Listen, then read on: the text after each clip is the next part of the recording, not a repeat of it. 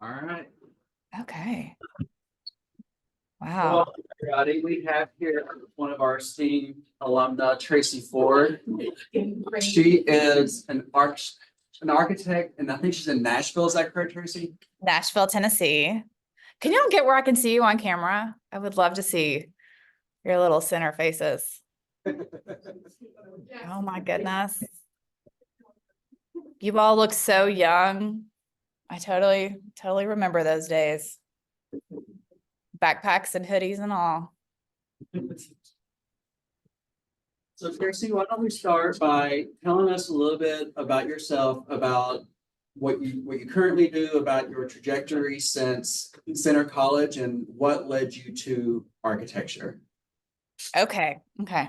Well, I have a little visual presentation as well, but before I introduce myself, I want to know, are you guys really interested in maybe a path to architecture as like a next step post center? I love it. How did you guys, I'm super curious how you found out that that was even an option. Well, why don't you guys introduce yourselves and Yeah. talk to I'm a first year. Okay. I'm in re-engineering or physics. I haven't decided yet. I found out about it. I thought it wasn't a thing here until I learned yesterday because there was like a major for it. So I just found out. There's a major for architecture? What? There is not one. There's Okay. not. Okay. I didn't think so. Okay. That got me excited for a second. Okay.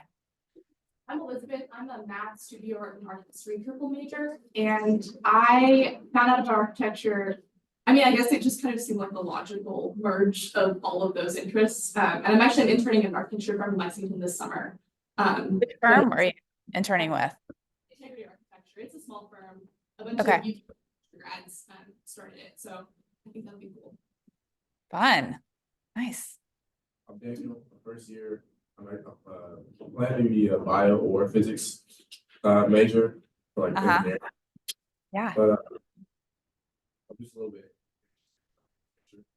Okay. There's like little flyers posted around on it. It's kind of how I figured out that this is going on. Okay. Nice. Physics major, but I don't know. But I also found out about it from connected with friends. Okay. Great. I'm Emma. I'm a first year, and I thought like before like coming into college, I just that was like an option for me because I like the math, but I also like the artistic kind of. Mhm. Well, cool. Well, a little bit about me. Can I share my screen? Can I just dive in? Is that okay, Michael? Okay. I'm gonna do this. And then I'm going to give me a second. I'm on my laptop and I'm not normally on my laptop. Let's see.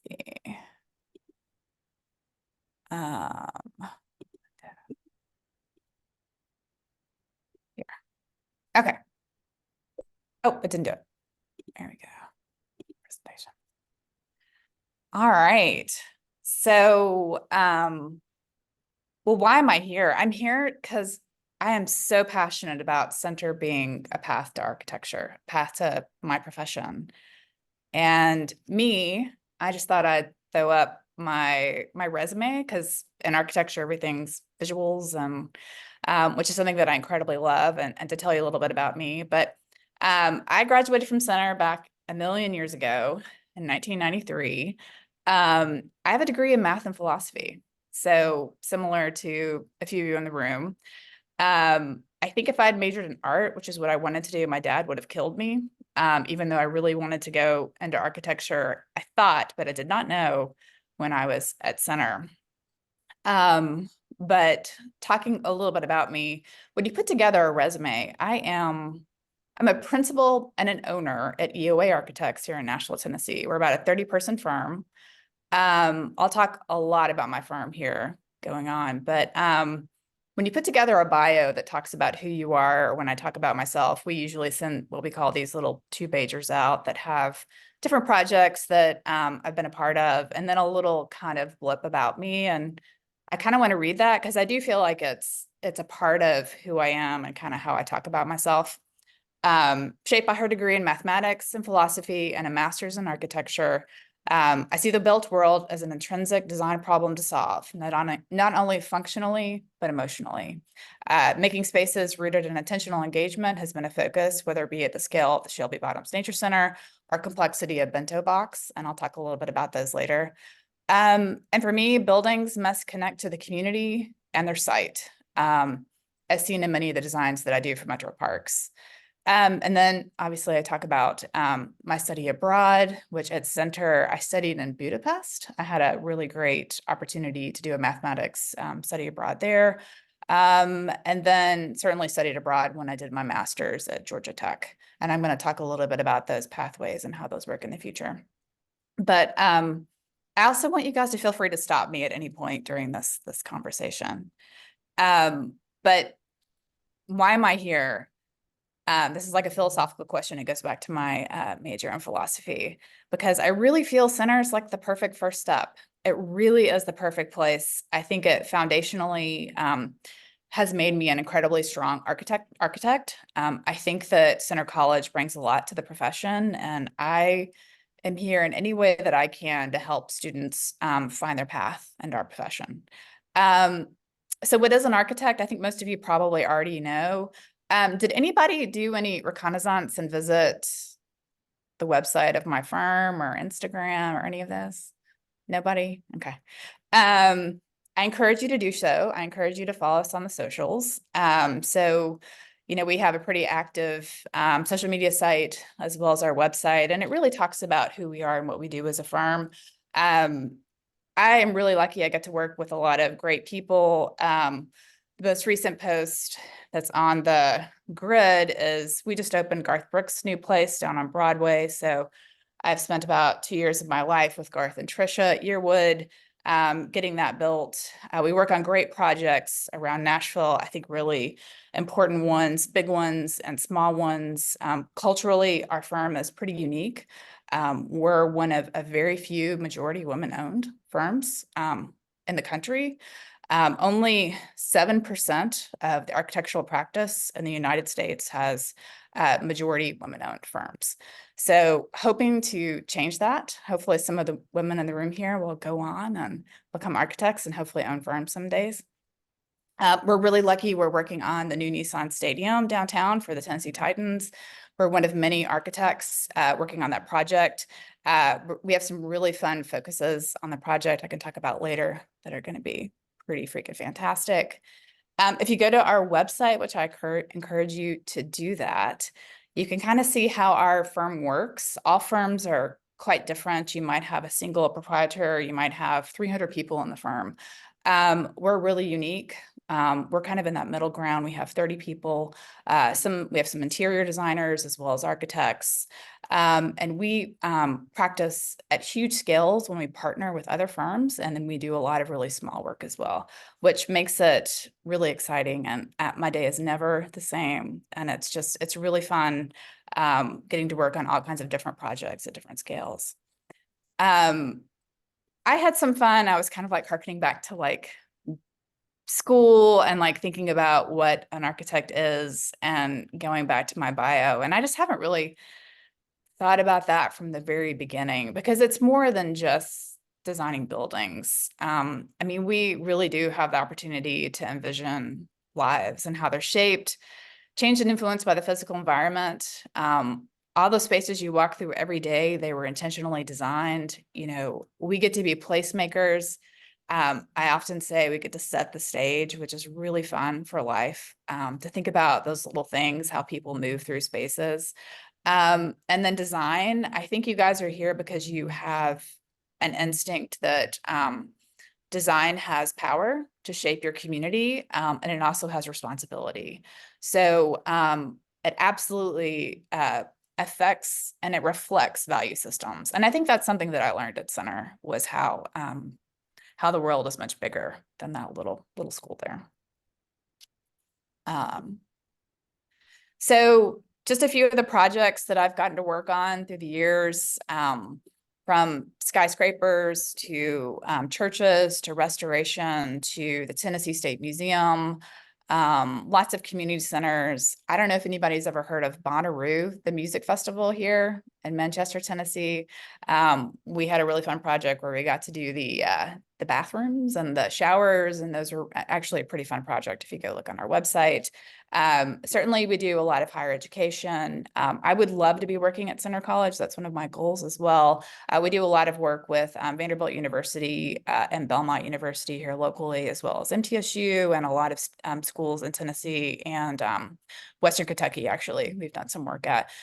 There's a project on the screen that I did at Vanderbilt at the Graduate School of Business. We completely gutted and redid their library, which actually won an interior design award for the best project in the state for that year. So I'm real proud of our work with Vanderbilt. But not only do we do beautiful buildings, what's fun about being an architect, and I think that makes it all pretty fantastic, are the people. Whether it's the people you work with, some of these pictures are of our firm, you know, going kayaking, or in the bottom right, we were celebrating Whitney Johnson in the center there. She just passed her licensure exam this past year, and we realized that Whitney was the 7th Black female in Tennessee to get her architectural license of all times. And we were excited for Whitney, but also saddened about the diversity of our profession and the fact that it is so white and the fact that there's so few Black females out there. So we really spent some time to educate the greater community that we need to get more diversity in our profession. And then there's pictures of clients kind of all around, construction tours. It's really fun to go on a job site. That's one of my passions as well. And in the middle, we work with nonprofits a lot. These are some of the fellows over at Dismas House. And if you go to our website, you can see this fantastic architectural project where we built a center for a nonprofit that used to serve about 7 men. They served men coming out of incarceration to provide housing and education. We designed and built a building for them that can now house 75 men. And it's this fantastic program that brings them back into society and helps them with one of their first major issues, which is housing and access to resources.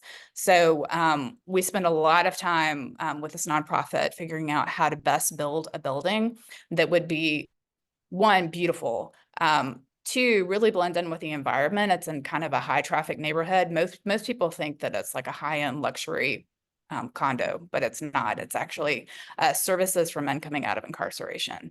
And it's this fantastic program that our firm is still plugged into. So that's one of my favorite things too, is that we get to have our clients kind of with us forever.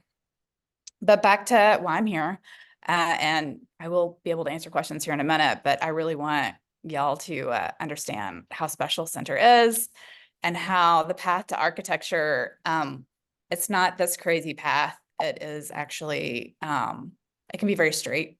It's very easy. And I'm going to walk you through that. So I don't know how many of you know kind of the way to become an architect, but basically you either need to have a Bachelor of Architecture from a 5-year accredited program. University of Tennessee, University of Kentucky have those programs. But there's not a lot of 5-year programs. Most folks do a master's in architecture. Sometimes you can do a shorter 2-year, but if you don't have a design focused or an architecture undergrad, you're going to be involved in a 3-year post-college program. So you're going to be looking for a path out of Center that offers, there's a million great programs out there. So when I was searching grad schools, I was attracted to colleges that were like Center. So I actually looked at Washington University and Tulane, which I loved. I visited their programs. They had fantastic graduate programs. I also visited MIT. Boston was a little too big and it was a little too expensive. Although I got in, I was super excited about that. But Georgia Tech was the one that stole my heart, and I ended up going to Georgia Tech. It was a great program. I loved Atlanta. I was very lucky. I was there during the Olympics, and that was one of the reasons why I picked it, because I felt like you're never, ever going to be able to live in a city that is hosting the Olympics, and especially going to architecture school when that was happening. So that was incredibly special. So I have a lot of connections at Georgia Tech, if you guys want to know anything about that. I do love Auburn University. We have a lot of Auburn grads here that I work with. They have some really special programs, one of which is called a Rural Studio, where they actually send students for a semester out into rural Alabama, and you get to kind of build in communities, and it's a really unique program. Certainly there's some great programs out there. The HHH is the new, what's called the Harvard GSD. In my world, if you say GSD, everybody in the world knows what that is. That's the Graduate School of Design at Harvard. They just redid their logo. It's quite contested in the design community because they kind of lost anything about it, and they're just these weird little H's. RISD is a great school. SCAD is a great school. I'm totally here as a resource to walk you through these. Our firm, we're really lucky that most of our 30 folks come from all over the country. Most all of these schools are actually represented here in Nashville at my firm. So really proud of that. So you're going to have a 3-year master's post-center. And then you're going to need to work what essentially means about 3 years in the profession before you can sit for the exams. And the exams are these very difficult boards before you can use the word architect and be officially a licensed accredited architect. It used to be when I graduated, you had to wait 3 years before you could sit for the exams. Now you can actually start logging your credits, your credit hours while you're in school, which is pretty exciting. So that way, I can't remember your name. You were going to be interning this summer. You should keep track of your hours that you intern this summer, and those will actually go toward your licensure once you set up an NCARB package so that they can track your hours. And then you can sit for the exam, and then you're licensed. Can I ask a question about that? So my understanding was that your hours didn't count until you were enrolled in the accredited architecture program. Is that not true? Okay. I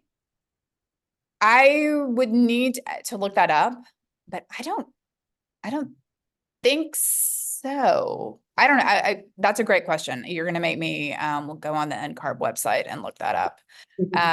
And certainly they would know more than I would, but I still think I would still log those hours just in case. I mean, it's honestly, those 3 years and those hours are going to go by really quickly. You'll get there before you know it. So, but back to, what you should be doing now, which I think is really what I'd love to talk about with you guys, and answering any questions is, I've got kind of 3 parts. One is your major. I don't think it matters what you major in. And when you're applying to architecture schools, it needs to be something you're passionate about.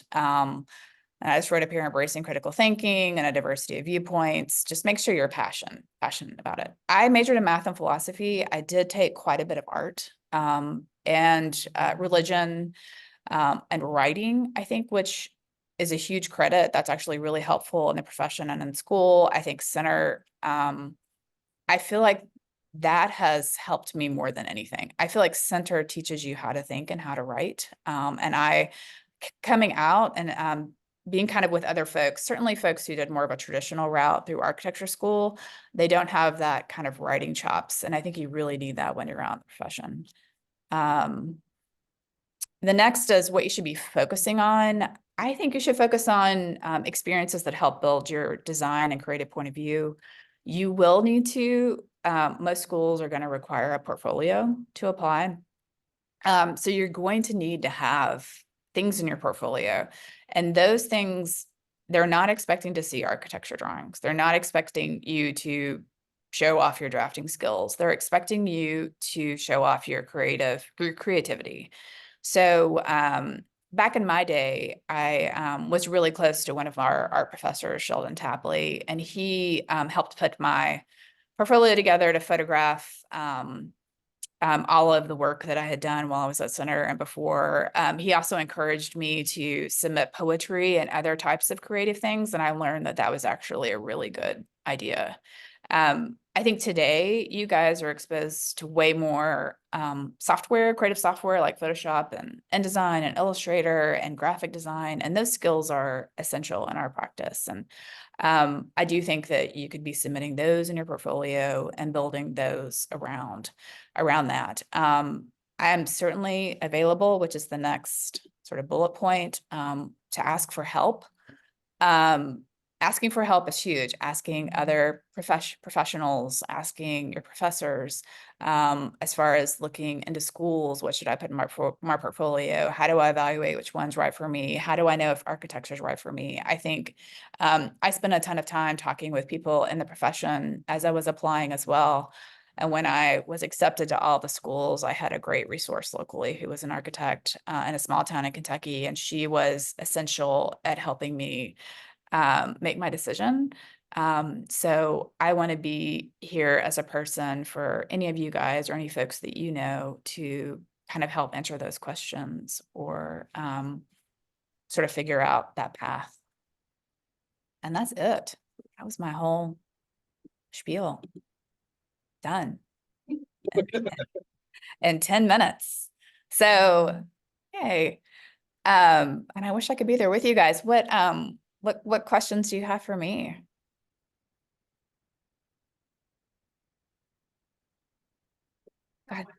So what was your path to firm ownership? Like, were you a partner? Were you an employee for a while as you were getting your accreditation? How did that work for you? That is a fantastic question. And I actually have given quite a few talks on that, weirdly. So architecture firms are kind of notorious for having founding partners that are like, say 3 names of kind of old white males, and that's an architecture firm. When those guys die or retire, typically firms die. Architects are more creative people, I found in the profession versus like a law firm, where law firms could be around for like 75 or 100 years and there's no ego attached to names. So it's really unusual for firms to kind of keep going and survive. 25 years ago, when I was moving to Nashville, I was in Atlanta and I was heading to New York City after Atlanta. That was where I wanted to be. And I had been dating a Center College grad who was going to Berklee College of Music in Boston. And he talked me into moving to Nashville. He was a songwriter and he said, Tracy, let's just move to Nashville for a little bit. It's like this kind of quiet town. This was 25 years ago, before Nashville was cool. It's kind of cool now. And he talked me into coming to Nashville. And when I was looking at firms, my professors knew nothing about Nashville and I had very little resources to find out where to work. And luckily I landed, found one firm, and one person kind of gave me the lay of Nashville and sort of looked at my portfolio and said, hey, there's only, 4 firms that you should probably work for that are really strong, design focused, that are really, doing really good work in Nashville. And one of them was EOA Architects, where I am right now. So I started right out of Center. I've been very lucky at this firm to be mentored by great folks ahead of me who've given me opportunities. And as the managing partners, the E, the O, and the A slowly retired, it was down to just the E. And there was a moment in time, maybe 10 years ago, that I had been working at a high level in the firm. And I had been bringing in work, and I had just brought in a pretty significant large project through some contacts and just networking and doing good work. And I kind of realized that, hey, I really want more skin in the game. I want to be an owner someday. I want to do this. And I really had this hard thought of, do I leave this firm that has been a part of my soul and start my own thing? Or do I sort of ask this one remaining legacy partner what his plans are for retirement? And I kind of went in with sort of my value proposition, and I said, hey, I've been here for this long. Here's what I have to offer. And I said, I would really love to stay here, but I need to know that someday I'm going to be an owner. If not, I'm ready to go and start my own thing. And so through many conversations, that door was open to me, but I don't know that door would have been opened had I not asked. So this is like a lesson that I try to tell a whole lot of people, especially women, because we are so hardworking that we think people are going to look at our hard works and just give us things. And we need to learn to ask for things that we deserve. And so that just really worked out for me where Gary, the E and EOA said yes. And so eventually there were two other employees here at the firm, and the three of us spent some time negotiating and buying him out and becoming an owner. So we've been majority women-owned since 2019. And we actually, through the process of figuring out how to have our firm have a real succession plan, we have actually brought on a couple minority partners as well. So our goal is to mentor the next level of architects to eventually come in under us. And then that way we can retire and our legacy continues. So that's a big piece of our story, is working hard to figure out how to continue building upon our portfolio of 30 years of work and have that go on after us. So that was a very long answer to a very short question. Really, really helpful. It was just like a country song. How did you feel about finding like the architecture path in center and taking it like outside after you graduated? I'm sorry, ask the question again. Like, how did you find the path to architecture in center, and then how did you like lead with it after you graduated? So, this might be a long answer. I think I always wanted to be an architect when I was really young. I actually was drawing all the time, and my dad, who's an engineer, I said I was going to be an artist, and he said, no, you're going to be an architect. It's an artist who makes a regular paycheck. And I was like, what's an architect? And so that's when I took drafting in high school, and I thought maybe I would go into architecture. I grew up in a very small town. I grew up in Paducah, Kentucky, but even more rural than Paducah, on the rural side of Paducah. And I participated in the Governor's Scholars Program, and I was on campus at Center for a summer. And I fell in love with Center. And from my tiny little world, I was like, Center is everything. I just want to go to Center College. I want to go to Center College. I want to go to Center College. And so I did. And I fell in love with Center. And I still had that architecture kind of like, do you want to be an architect? Do you want to be an architect in the back of my mind? And I did research it a little bit. I graduated, and I had sort of two paths when I graduated. I took a year off. I thought strongly about becoming a management consultant because a ton of my friends were going into work and making a ton of money going and working sort of in the business world. So I had one foot, and maybe I also took a lot of economics, like thinking, okay, do I want to go into business? Do I want to go? Because architecture was 3 more years of school. So I took a year off and worked, and I actually applied to be a management consultant while I was applying for architecture schools. So I shot out all my applications to architecture schools, and I was interviewing with a firm in Chicago, actually, to start kind of that business route. And when I was in Chicago at this giant corporation, they would put me with different women in leadership. They think, women coming in, talking with women in leadership.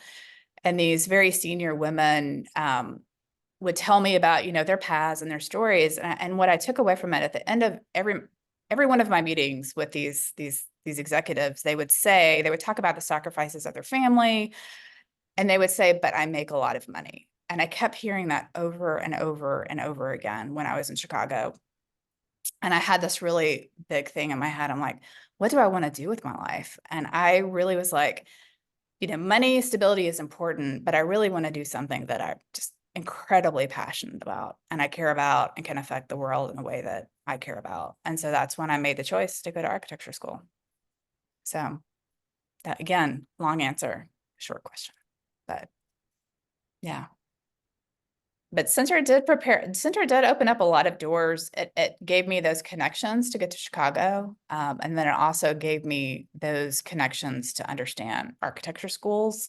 And Center, Sheldon and resources at Center really helped me apply for schools. So. Another question, it's like a two-parter, I think. For your gap year, did you feel like unsure about it, and did you take that time to be more stable, like outside of like an academic standpoint, or more personal? I love my gap year, and I encourage a gap year. it worked for me. I really wanted to, one, separate myself from my parents financially. So I moved to Lexington, Kentucky, and I just was like, okay, I just want to, I waited tables and I hustled for that year, and I saved a ton of money, and I financially separated from my parents. I was like, okay, I just want to have a year to myself to really figure out what my next thing is. And so that's what I did for a year. And I socked away a ton of cash. I worked 2 or 3 jobs at a time when I was doing that. I had some pretty interesting jobs actually. And it was kind of fun to have that year. I traveled a little bit as well. Um, and I think it really helped me think about where I wanted to be. And then when I went into my master's program at Georgia Tech, the one thing about architecture school, and you'll hear this if you haven't heard this already, is it is intense. You're not going to sleep, and it's all you're going to do. It is incredibly difficult. They do try to weed out students, and they're not going to kind of help you along. It is their goal to kind of like make sure you want to be here and do it. It's real hard. So I think taking that year off before I did like a really serious heads down study of architecture and the profession was incredibly helpful. So that gap year was good. You said it was a 2-part question. Did I get to both parts? Oh, yeah, you did. Okay. Okay. So gap year is not bad. Okay. Yeah. What's work-life balance now that you are an architect? What's my what? Work-life balance. That's a really good question as well. I will say that when I first started out, I remember the first maybe 3 or 4 weeks, I was working 60, 80 hours a week. And it was really because we were doing a competition, and it was kind of an unusual thing where we were going after something crazy. And I was just like, I feel really lucky to be in this room. I was coming out of school where you work incredibly hard. And so I just dove right in. It wasn't like that all the way through in my earlier years, but I did work really hard when I was really young. I'd say now that the world has changed a little bit. And then also, I think our firm has changed. I think being majority women owned has changed how we practice. I think work-life balance is incredibly important. And I will say that at our firm, we do have a really good work-life balance. I mean, there are times when you just got to do some things. I do think being an owner, you end up working a little bit more because your name's on the firm, it's more personal, a client calls you on the weekend, I'm going to answer. So it's a little different. I think our staff, compared to some other firms in town and certainly nationally, we spend a lot of time focusing on how to do the work. And I think that's something very different. Instead of rewarding people for working more, we reward people for working well. So it's really a matter of taking these giant projects that could take 1, 2, 3, 4 years and breaking down that work and really figuring out the smaller bites and sort of saying, okay, we need to be here. We need to be here. I think understanding how long it takes for our staff to do things is something we spend a lot of time looking at to make sure that we give the appropriate amount of time to be able to do things really well and still have families. We did, one thing I will tout on our firm when we became owners, Sheila Delbarton, my partner, had been through, had a baby under the previous ownership and realized that we did not have a really good maternity policy. We didn't have one. And so she spent some time with our help when we became owners, researching the other firms in Nashville, not just architecture firms, but law firms, other professional practices, to sort of see what the paternity policies are. And we upped it. It's not just maternity, it's paternity. So we did a ton of research, figured out how lacking it is in our profession and in our city. And then developed a policy, which we then shared with every single person and every single firm that came to us and gave us theirs, and challenged them to up their ante to have this paternity policy that's not just for men and women. It's paid time off for your family, whether you're adopting or giving birth. So that's a policy that we've actually shared at state conventions for architects, and challenge our entire state to do better, that we can be better. And we're actually taking a deeper dive to look at it again. We did that maybe 5-6 years ago. So we're looking at it again to sort of see where we are and to make sure that we're leading in terms of being an example, and then sort of deadpanning, staring at our friends and other firms to be like, you guys got to step up. We got to have more women in the profession. We've got to be better and do better, and we can do it. So. Anything else? Go for it. Can we have access to those slides with your email and that list of architectural schools? Yes, absolutely. And I can send you even more as well. I will send that to Michael and have him send out the full thing. So, but you can get to me from our website. If you Google EOA Architects in Nashville, my email will be on there when you click on my face. So you can email me direct that way too. Awesome. So what are some of the more difficult or frequent challenges that you face in your job? Challenges that we face. I think as an owner, I think differently about our work.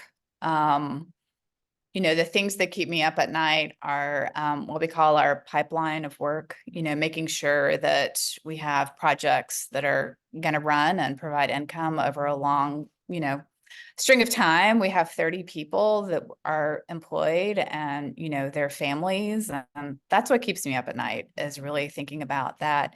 And it's not just, monetarily, it's making sure that we're doing really great work that benefits, that our staff is really excited to work on. There's nothing cooler than driving around your community and walking through a building that you designed, or the community, and then you design it and you build it. And, I've done a lot of community centers that are around here, and I just know all these people that work out in those buildings every day, and they're like, Tracy, this is so cool. It's really cool to do that. So just making sure that we're working on projects that have impact, that you see, and then balancing that out with planning to make sure that we have work-life balance. And then also the economics of running a business. There's like you don't really learn that in school.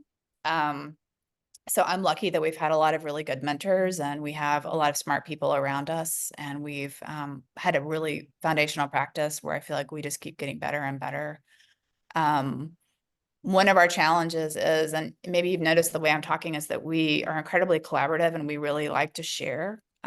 So we do a lot of talking with our peers, a lot of sharing, a lot of collaboration. And that's something that I'm finding is unique to Nashville. That's one of the reasons why I love Nashville, is that we all are really happy and love the place that we live, and we want to make it better. And we know that we compete with each other for work, but at the same time, we want it to be amazing, and we want everything around us to be amazing. So that's one of the challenges, is to be as transparent as possible and kind of set your ego aside and do those things. So did that answer your question, Michael?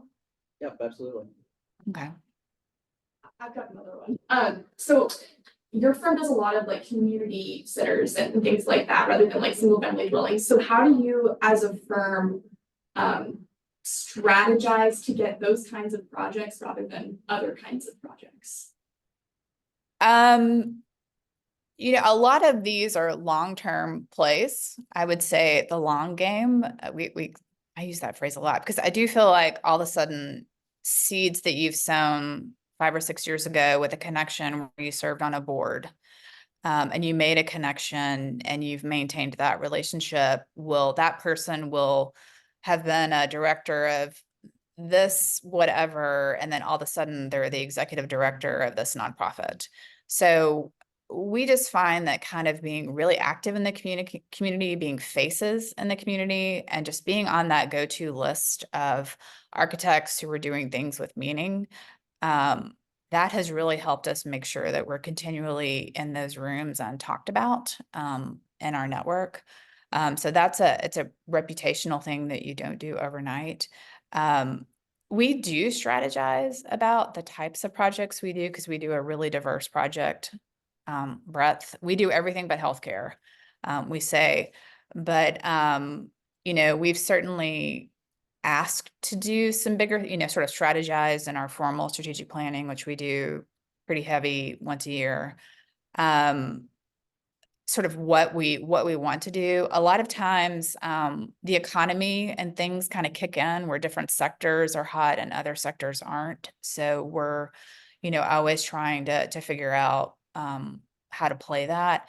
You know, we knew that Nashville was really hot and that there were a lot of big things coming. I don't know how much you guys know about Nashville and the East Bank where the Titan Stadium is, but we knew that those were really big things happening. And so we just positioned ourselves as best we could politically, as well as in the community, so that we could be in those rooms. And luckily, we were requested to be on kind of our dream teams related to the Titan Stadium, related to the new Tennessee Performing Arts Center. And then we're also working with the master developer of the East Bank. So we'll be doing some affordable housing and other types of pretty major projects on the East Bank coming up. We have relationships with the public sector. We found that in our practice, developers in the private sector, like the recession in 2008, 2007, the private sector just like disappeared. And it was our public sector projects, and that's like government projects, like what you mentioned, like community centers, our stuff with the city of Metro, our stuff with the state of Tennessee. And then we have contracts nationally with the US government through what's called GSA, which is the General Services Administration. A lot of that work saved us from going under. Then during the recession, a lot of firms just died during 2007, 2008.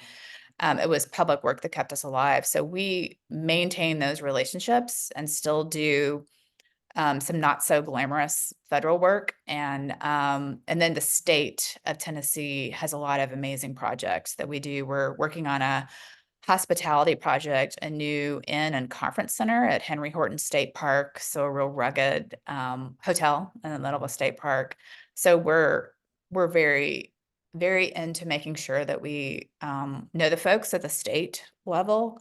One thing I didn't really know when I started was that politics is important, and just kind of knowing people and getting to know people and getting in those rooms. You just need to have folks that are willing to kind of serve on boards, to volunteer, to be exposed to people in power so that they know who you are and what you do. It's a part of what we do. But it can be fun and rewarding. I mean, we have great friends on the public sector, and some of my dear friends are in the public sector. So I feel like one side of the room is really quiet and the other is asking all the questions. Go for it. Good. So as a student pursuing architecture, do you think it's equally important to network with firms and boosting up the resume? Say that again. It's important to network with firms. Do you think it's equally important to network with firms and to like stack our resume up? Yes. Yeah, absolutely. I do think that a diversity of exposure to you know, I will say my center contacts, my center friends have led to work as well. Like I said, the lot, you know, I didn't know anything when I was 18, 19, 20, 21, but like things that happen when you're 30 are the things that you have built and sowed when you're 20. And then that kind of rolls with you through life. So I do think just being a good human, making friends and having fun and doing meaningful things, you make an impact on people and people remember you. And I think just always knowing that building your network is just incredibly important. And I think that answered your question about building your resume. Okay. Tracy, thank you so much Oh, for yeah. your time Okay. and your wisdom and your insight. Very much appreciated. Let's give her a round of applause. Oh. Well, maybe next time I can be there in person. I love Center. I was there for homecoming this year, so. Once again, thank you, and we will see you next time. Okay. Thanks, guys. Feel free to find me. And Michael, I'll send you the presentation. Sounds good. Okay. Thanks, guys.